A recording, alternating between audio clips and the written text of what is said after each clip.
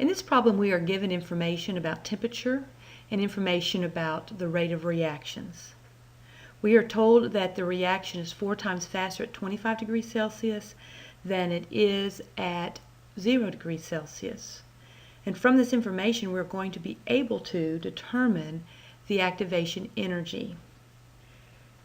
The Arrhenius equation has the form natural log of K2 over K1 is equal to negative E sub A over R 1 over T2 minus 1 over T1. We are not given rate constants, but we do know that since it's a first order reaction, that the rate at the lower temperature, I'll call it 1, is equal to the rate constant 1 times the concentration of A. And if we were to elevate the temperature, the rate would change and we would have a different rate constant. Now, assuming that the reactions are taking place with the same concentrations, the change in rate has got to be due solely to the change in the K. Now, if rate 2, that's the higher temperature, is 4 times faster than rate 1, and is due to, and we can replace the rate 2 with the K2 times A, and the rate 1 with K1 times A. What this tells me is that K2 and K1,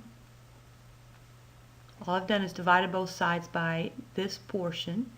Those would cancel, and K2 over K1 is 4. All of this is to say that if the rate is 4 times faster, then the K's are 4 times larger, and we can replace K2 over K1 with 4. E sub A is what we're trying to determine. R, we're going to use the joule one, joule per mole Kelvin, and we will be sure that we use the temperatures in Kelvin. So the K2 is the higher temperature, that would be 298 Kelvin. The K1 is the lower temperature, it's 273 Kelvin. So the natural log of 4 times 8.314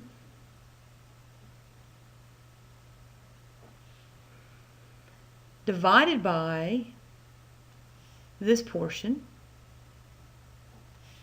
which is equal to 3.07 times 10 to the minus 4. And actually this portion is negative, and when we change the sign it becomes positive, so it's a positive 3.07 times 10 to the minus 4. The units would be 1 over Kelvin. That will equal the activation energy. This gives me a value of 3.75 times 10 to the 4th. The units would be joules per mole because the Kelvin has canceled. That's the activation energy in joules per mole. And more commonly, activation energy is reported in kilojoules per mole. If we divide by 1,000, we get 37.5 kilojoules per mole.